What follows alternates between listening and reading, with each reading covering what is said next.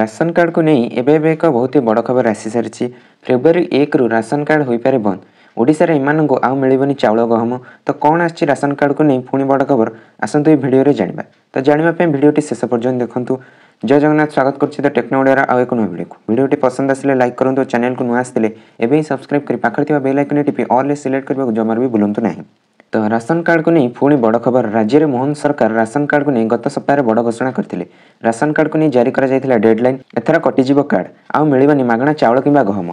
Ration card को नहीं deadline जारी करते खाद्य जोगाण मंत्री। डेडलाइन भितर जो मैंने केवाईसी करनथिबे सेमानक राशन कार्ड काटी दिया। फेब्रुआरी 1 तारिख आउ मिलनी चाउल कि गहम।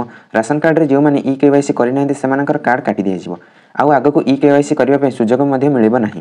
गत सप्ताह खाद्य जोगाण मंत्री कृष्णचंद्र पात्र कहिथिले जनवरी 31 तारिख सुधा केवाईसी नकले कटिजीव राशन कार्ड। वर्तमान सुधा 49 लाख हिताधिकारी केवाईसी करना। जदि से जनवरी 31 सुधा केवाईसी न करती तेबे सेमाने आउ चाउल पाइपर नहीं। मंत्री कहिथिले बाहर राज्य रे थिबा लोकंकर केवाईसी करा जाउची। ऑफिसर माने निजे जाई सेमानकर केवाईसी करूसंती। एही प्रक्रिया सरिबा परे जाई नुआ राशन कार्ड जोगाई दिया जिवो। तबे बड़ कथा होची राज्य रे वर्तमान सुधा 49 लाख लोक राशन कार्ड रे केवाईसी करिनांती।